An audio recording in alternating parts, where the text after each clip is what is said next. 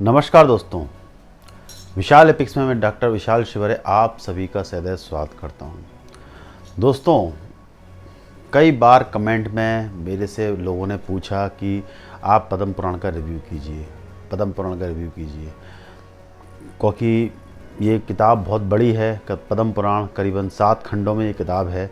इसको पढ़ना, फिर उसके बाद और भी पब्लिकेशंस के को भी पढ़ना वास्तव में एक बहुत कठिन काम था। फिर भी मैंने किताब पढ़ने की कोशिश की।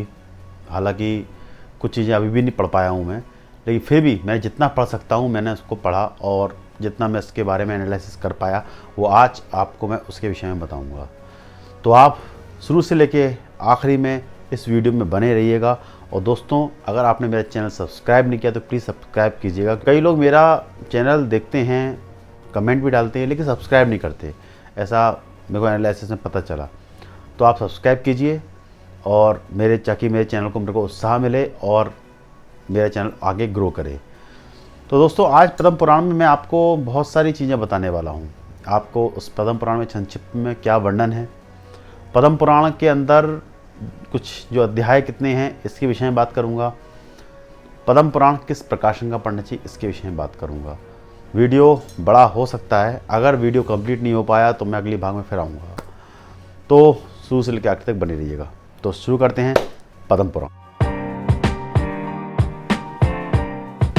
दोस्तों, पद्म पुराण अभी तक के पुराणों में, हालांकि सारे पुराण अपने आप में ही एक अलग ही कथाओं का वर्णन सब में मिलता है, इसमें बहुत सारी कथाएं ऐसी हैं जो वास्तव में और भी ज़्यादा विचित्र हैं। और भी ज़्यादा चीज़ें, चाहे वो रामायण से संबंधित हो, चाहे महाभारत से संबंधित हो, ये सब चीज़ें पद्म पुराण के अंदर वर्णित हैं। मुझे आश्चर्य हुआ जब मैंने इसका पूरा इंडेक्स पढ़ा, आश्चर्य हुआ जब मैंने उस कथाओं को पढ़ा कि अरे ये जो चीज़ वाल्मीकि रामायण में है वो इस पुराण में भी है। तो कहीं ना कहीं कुछ चीज़ों की पुष्टि पद्म पुराण कर देता है। और महाभारत काल के में गीता का वर्णन भी इस पुराण में मिलता है। तो ये आपको मैं वीडियो में बताने वाला हूँ। और सबसे बड़ी चीज़, इसमें बहुत सारी चीज़ें ऐसी हैं जो वास्तव में विचित्र हैं, कथाएँ विचित्र हैं, लेकिन वो कथाओं का वर्णन है इसमें। तो सबसे पहले तो हम बात करते हैं पद्म पुराण में कि अध्याय कितने। दोस्तों, पुराणों इस पुराण का जो प्रादुर्भाव किया महर्षि कृष्णद्वैपायन जी ने किया है, ये सभी को जनरली पता है। दूसरा, 2 पुराण ऐसे हैं जो सबसे ज़्यादा बड़े हैं और काफ़ी विस्तार धारण किए हुए हैं, एक स्कंद पुराण, दूसरा पद्म पुराण। स्कंद पुराण का वर्णन मैं कर चुका हूँ। पद्म पुराण में करीबन 55,000 श्लोकों का वर्णन इसमें मिलता है, ताड़पत्रों में भी मिलता है, वो हमारे सामने है। ये पूरा पद्म पुराण कुल 7 खंडों में विभक्त किया गया है। 7 खंड, तो 7 खंडों के अलग अलग अध्याय हैं। तो जैसे कि मैं आपको सबसे पहले बताता हूँ, जो 7 खंडों के नाम मैं आपको बताता हूँ, जैसे कि सृष्टि खंड, भूमि खंड, स्वर्ग खंड, ब्रह्म खंड, पाताल खंड, उत्तर खंड, क्रिया योग, सागर खंड। इसमें सृष्टि खंड में 82 अध्याय हैं, भूमि खंड में 150 अध्याय हैं, इसके बाद स्वर्ग खंड में 62 अध्याय हैं, ब्रह्म खंड में 26 अध्याय हैं, पाताल खंड में 127 अध्याय हैं, उत्तरखंड में 255 अध्याय हैं, क्रिया योग सार खंड में 26 अध्याय हैं। कुल मिला के 703 अध्याय इसमें पूरे जो पुराण में होते हैं। पुराण को पद्म पुराण इसलिए भी कहा जाता है क्योंकि ये भगवान विष्णु से संबंधित एक वैष्णव पुराण है। विष्णु जी ने जब ब्रह्मा जी की उत्पत्ति हुई, जब नाभि कमल से ब्रह्मा जी निकले, तो इसी कारण से पद्म दलों के कारण बाद में ब्रह्मा जी को पुष्कर विष्णु जी ने भेजा, तो उस कारण से इसका नाम पद्म पुराण रखा हुआ है। पद्म पुराण ये कहता है कि नाभि कमल से भगवान ब्रह्मा जी की उत्पत्ति हुई, पूरी सृष्टि की उत्पत्ति भी उसी से हुई, इसी कारण से पद्म पुराण रखा गया है इसका नाम। तो ये जनरली एक समीक्षा है इस पुराण की, जो उस पुराण में, जो हर पुराण में कहीं ना कहीं ये स्थिति का वर्णन मिल जाता है। पूरा पुराण सूत जी ने सुनाया है और इसका वर्णन इस किताब में मिल जाता है। पद्म पुराण में जो वेदों के ऊपर भी बहुत जोर डाला गया कि जो वेदों और पुराणों को नहीं पढ़ता वो व्यक्ति कैसे संसार में जीता है, इस तरह के वर्णन पद्म पुराण में हमको मिलते हैं। और वेद बहुत सारे हैं, वेदों के अलग अलग मंडल हैं, तो इसलिए वेदों को सरल करने के लिए पुराणों की रचना की गई है ताकि लोग, उस समय के लोग उस चीज़ को समझ सकें। दूसरा दोस्तों, इस पुराण के अंदर एक कथा आती है कर्ण और अर्जुन से संबंधित, जो वास्तव में विचित्र है। कर्ण अर्जुन की उत्पत्ति कैसे हुई, इसमें एक अलग दृष्टिकोण से इस चीज़ को बताया गया है।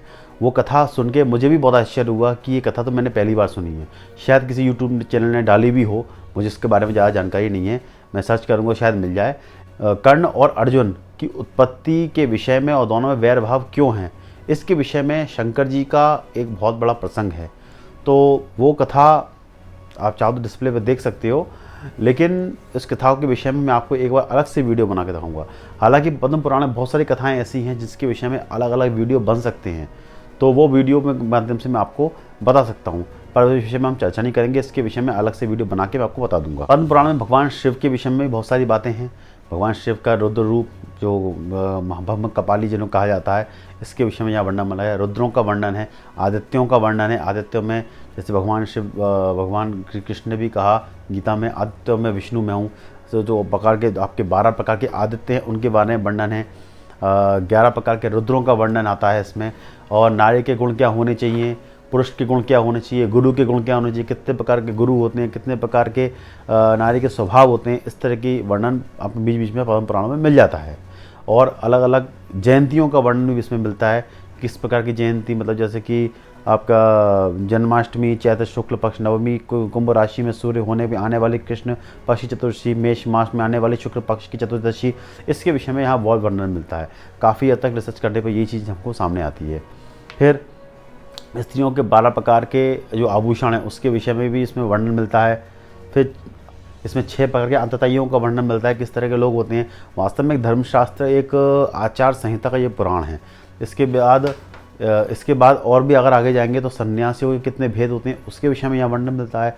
निसंतान होने के कारण क्या क्या होते हैं उसके विषय में यहाँ वर्णन मिलता है।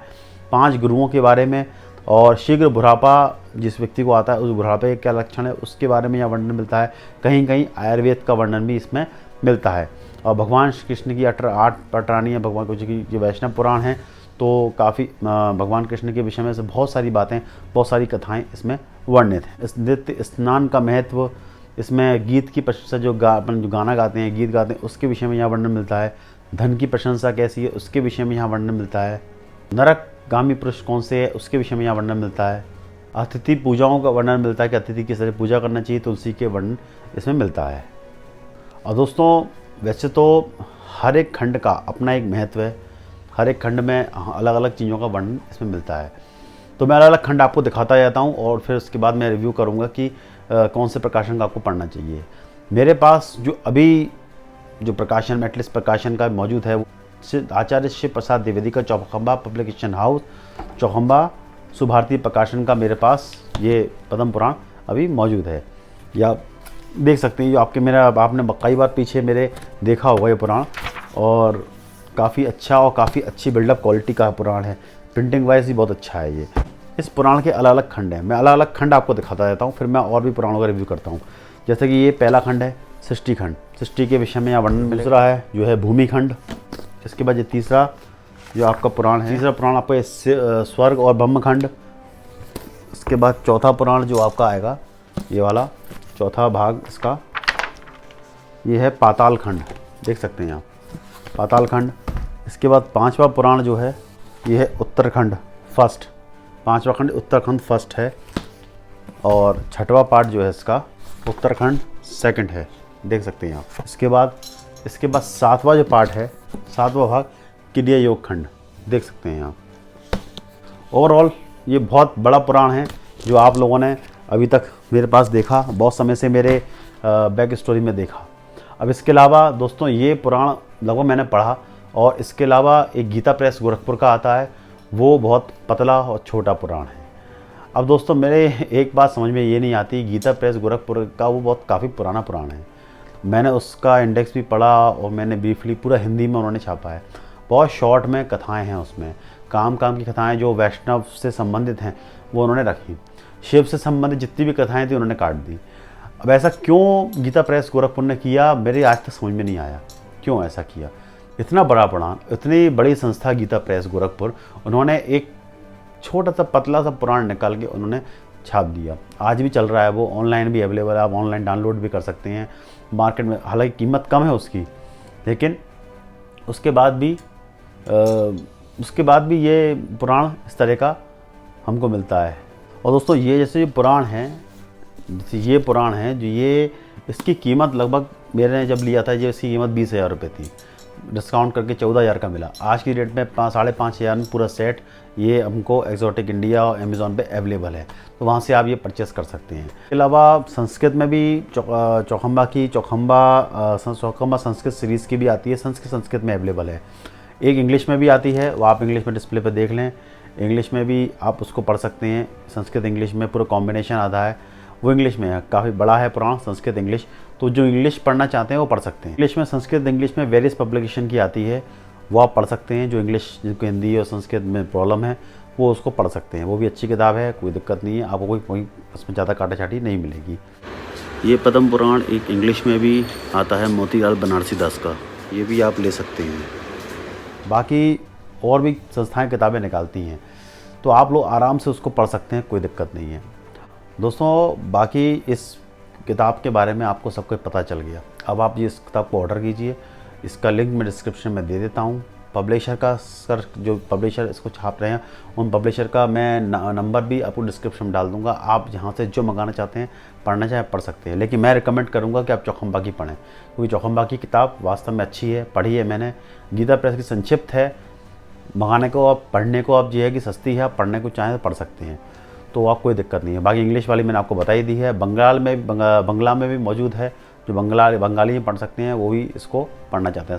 संस्कृत में भी मौजूद है, सारे कंटेंट मौजूद है, पर जो सबसे सरल भाषा चौखम्बा संस्कृत प्रतिष्ठान की बिल्कुल लगी, जो मैंने आपको दिखाई शिव प्रसाद द्विवेदी जी की, तो वो आप पढ़ सकते हैं बिल्कुल कोई बेझिझक, आपको अच्छे से मिल जाएगी, किताब ईजिली अवेलेबल हो जाएगी। और दोस्तों एक चीज़ और बताना चाह रहा हूँ कि पद्म पुराण, ये हमारे हिंदू समाज में ये पद्म पुराण प्रकाशित होता है। एक पद्म पुराण जैन समाज का भी आता है। पद्म पुराण आप कोई भी जैन व्यक्ति होगा उनसे पूछ सकते हैं, जैन लोगों से, उनका पद्म पुराण अलग से आता है।